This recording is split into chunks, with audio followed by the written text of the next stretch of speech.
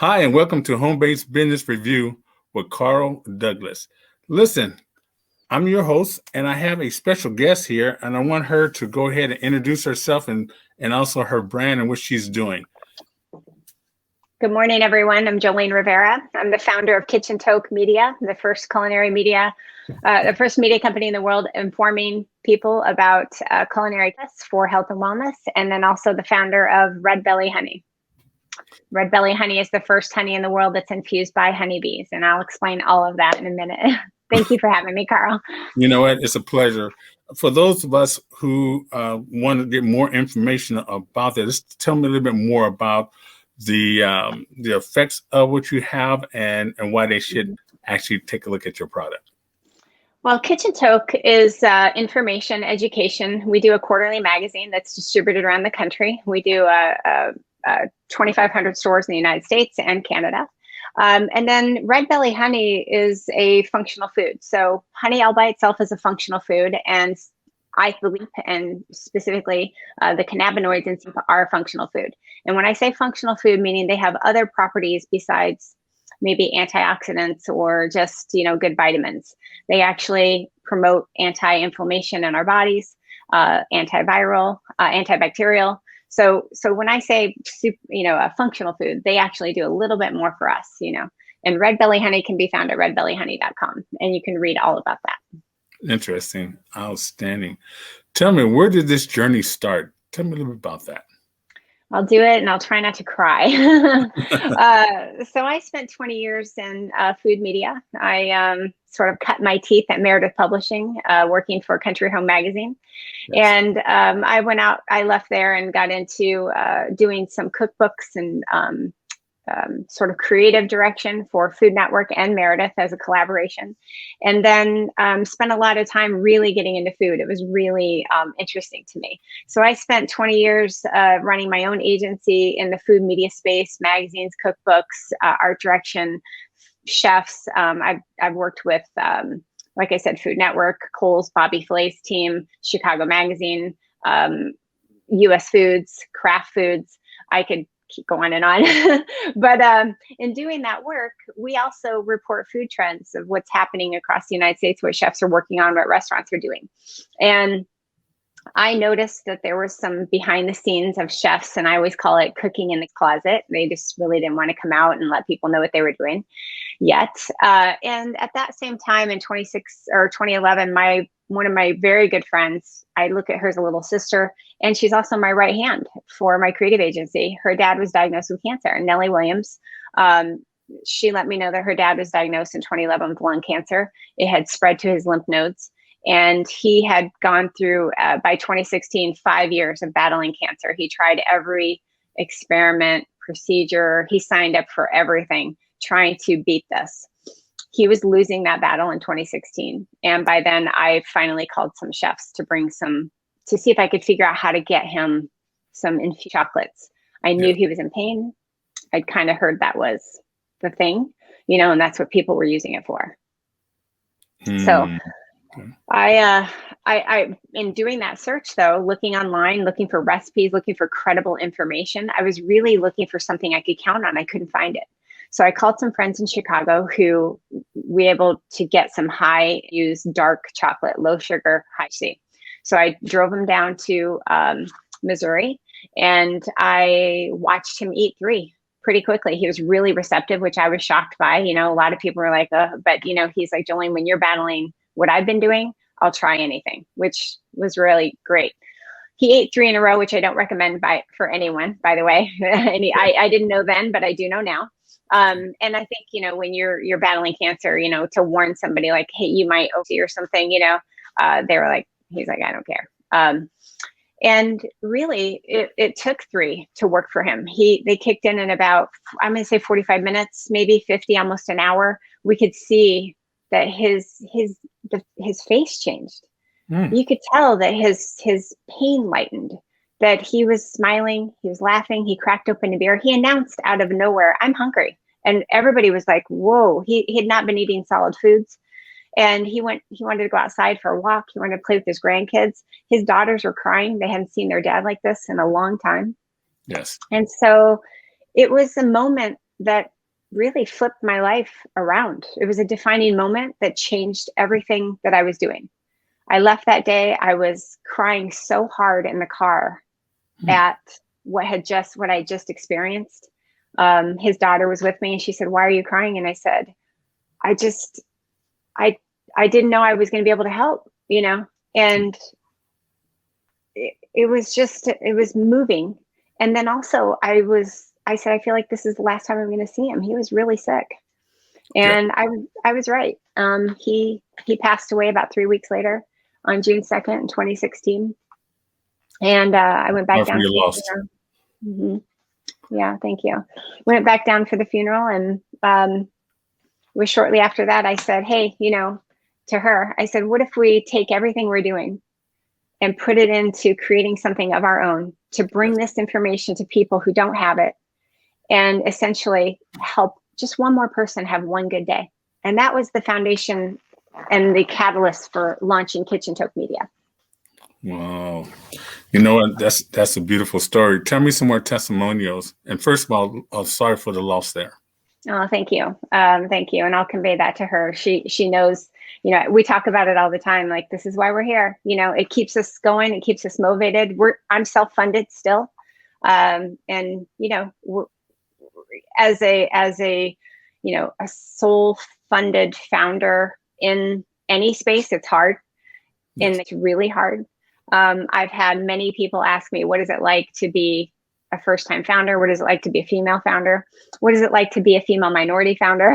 Yes. Yeah. You know what? That's so beautiful. Your story and basically who you are. I love to say that most founders they're trailblazers. Thanks. Because they believe in what they do wholeheartedly. Okay. I love the sound of your mission, and I gotta say that keep it going. It's a lot of people in the world need to hear about your product. Now, let me get some more testimonials. What else you've seen that your product has done for other people? Well, it's amazing. Actually, 2 days. Here's what happens to me, Carl. Yes. I get a testimonial and I start crying. And then I tell my team, I'm like, I'm not built for this. Every time we help somebody, I start crying because I look, there's two stories here too. I also have a neck injury from 2010. I was in a car accident. I have 3 herniated discs in my neck. I'm doing everything I can to avoid surgery. And there are some days where I wake up and I have headaches that are uncontrollable. And I often wonder, what did I do before I had access to all this needed? Because I can't remember those times. It's been years. But when I really think about it, I remember taking Advil, like 4 and 5, 6 pills at a time, just to try to get it to go away, or, Excedrin. When you're in pain, there are some times where it gets so bad, you'll do anything to make it go away. And I should say I grew up in a family that there were alcohol issues. So I was very aware of any pain meds. Pharmaceuticals, anything I can do to stay away from those. I believe that food is medicine. I believe that this is food. And so, I think about that a lot. And when I get a testimonial, and I got a testimonial last week, this woman has sciatica nerve pain in her leg, and she was unable to ride horses or play with her kids. And she actually, I think one of our team discovered it on our Red Belly Facebook page. And she said, "Okay, Red Belly," and you can go read it for yourself, but I don't have it in front of me. But she said, "Okay, Red Belly, I hope this is not too good to be true." She said, "But I've been taking this now for 3 days, and the sciatica pain in my legs has gotten so let up so much that I am now playing with my kids, and I'm hoping that this continues to improve and I'm able to get back on and ride horses again." And she's like, "I feel happy. I want to wake up." She said, I want to enjoy my day. And she said, everything has changed for me. And I was just like, oh my gosh, I know what that feels like. Yes. Mm-hmm. Beautiful, beautiful. Your product, because the different laws have changed, and I'm not an attorney or anything like that, but there's disclaimers that we need to put in here as well, right? For people to understand. Tell me about the disclaimer, and it needs to be said in this part right here. Well, the FDA hasn't really regulated for us to actually make health claims. There are over 40,000 published studies on the National Institute of Health. You can read them for yourself. When the federal government says there's not enough evidence on this product, I kind of say BS to that, because there is a lot of research done, enough. And 30 years ago, the United States hired or paid money to Israel to study this plant. So they know that it's effective, and they know so much that the FDA used to own the patent on. So they know it works, but we're not allowed to say or make health claims. So we can't say to you, it will help you sleep. We can't say to you, it will fight inflammation. We can't say to you that it's neuroprotective. We can't say to you that it's anti-anxiety. We can't say to you that it's antidepressant, but I believe that it is. And I believe that there's enough anecdotal evidence. It's not just one or two people. We're talking about millions of people who have said this has helped them. Now, I believe that there's something to that. Okay. So the way your distribution right now is important to understand, because a lot of people are sitting watching this particular recording. Okay. How are you getting past some of this? What do you recommend if someone says, hey, I want to know more about this. Maybe I want to become a distributor, and in certain countries, whatever. What is the guidelines there? Well, first of all, let's rewind and say that there are two types of it right now that we all know of, right? There's this, for lack of a better way to explain, but I don't like to use that word because I think it's racist. And then there is federally legal plant. There's a 2018 Farm Bill where Mitch McConnell made federally legal. So our honey is made from, so this is, you can distribute it throughout the United States. We can't distribute it. We can't cross the border in Canada. Is 0.03% or less, which ours is way lower than that. It's considered legal in the United States, and it's 0.02% is legal in the UK. So, and my entire brand is about being healthy, and that is what I'm here to teach you. You can have access to this, talking about being healthy. And so our honey is tested, and it is you, and that means limit of quantity. The number is so small that they can't put a number to it. So you will not. Hope I explained that really well. You know what? I understand what you're saying. Okay, so if I was a person, okay, I want to order this. I'm in the United States. It's all fine. The Senate through the mail, UPS, Federal Express, whatever, it's the shipping style, US mail. That's okay. That's been tested. No problem there. Yeah, that's correct. That's correct. So yeah, we actually ship all of our honey via FedEx. Everything arrives 2-day FedEx. So we offer free shipping. Okay. Are you on Amazon as well? We are not yet. Oh, you're not. Okay. Yep. The only place you can buy red belly honey right now is right on our website, redbellyhoney.com. That's it. That's the only place. Okay. Yep. Outstanding. Yep.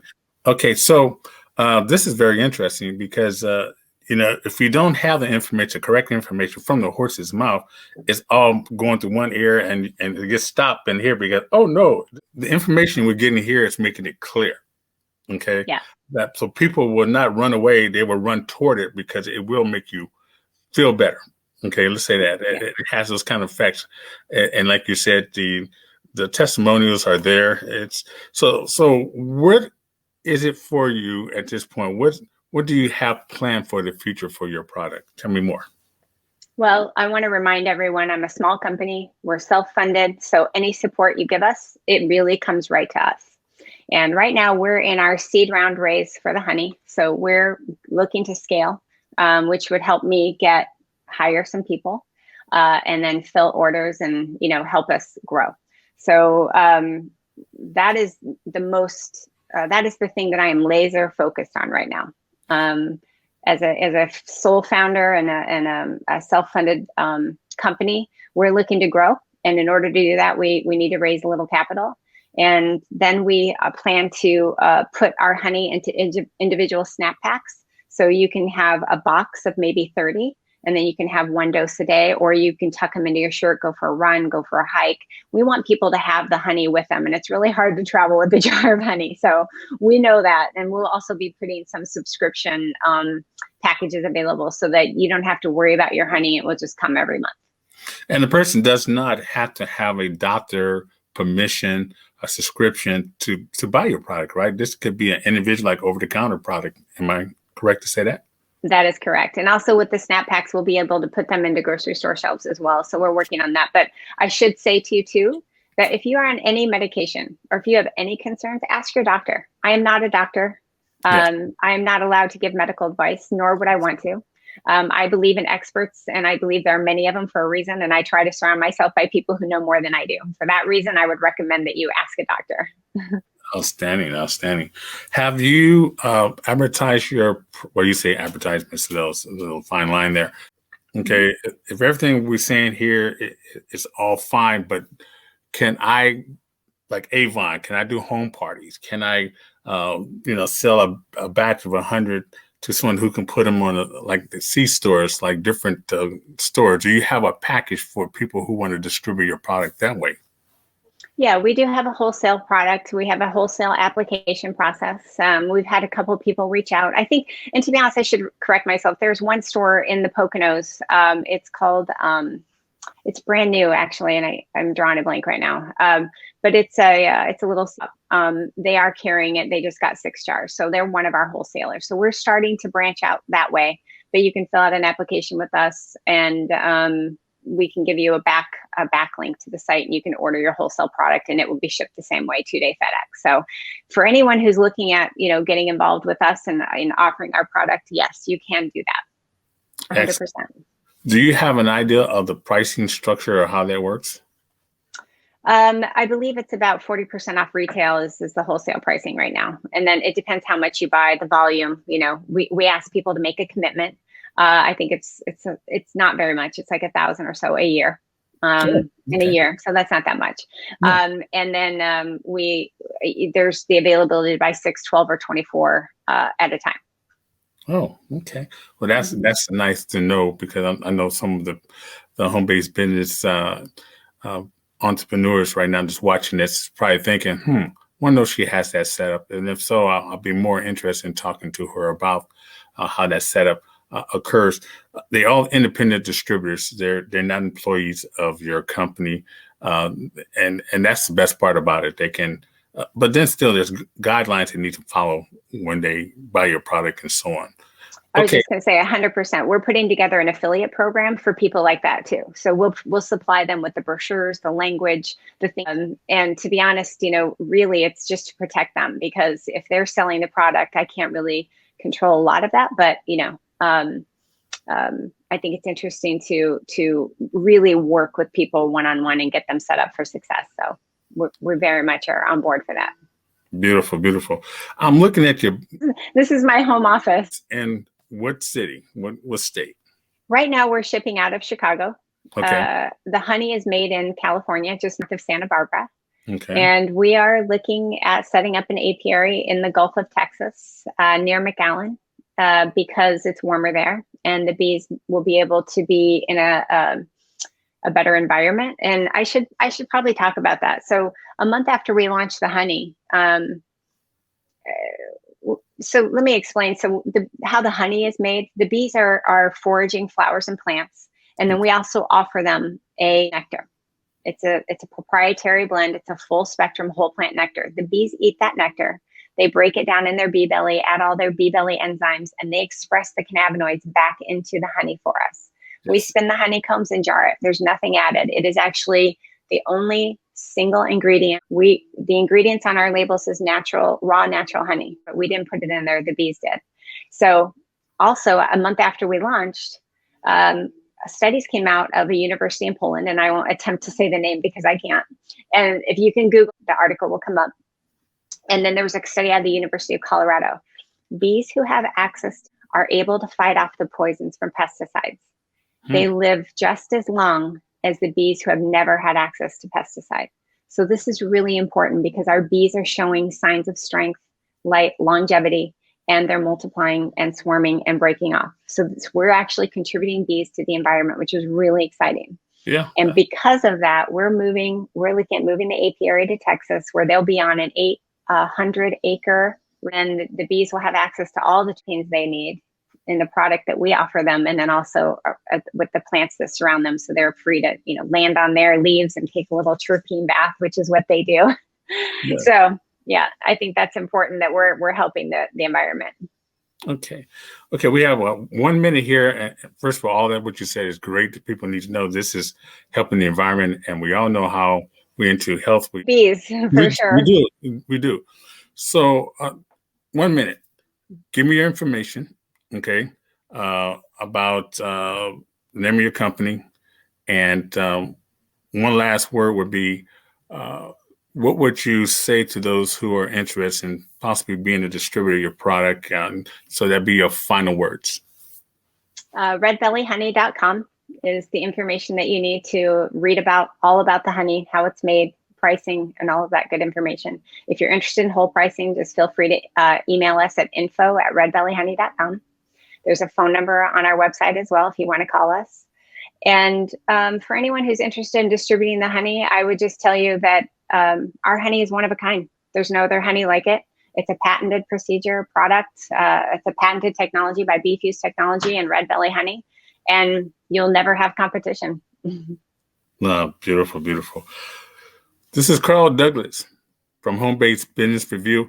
We're going to invite her back as our guest, and I want to give more of an update of her product. And if you guys would love more information, she just gave you some, and you can also email me, and I would be happy to forward that information over to her if on the back end, because I know a lot of you like to go to the back end and communicate. So that's fine.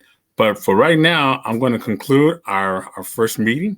I think it's a fascinating product. Okay. I really do. And we Thank you, Carl. I would love for you to try it. Thank you so much for having me today. Our pleasure. For right now, once again, thank you guys for staying with us and watching the show, and beautiful things are going on in the world already. Bye for now. Bye-bye.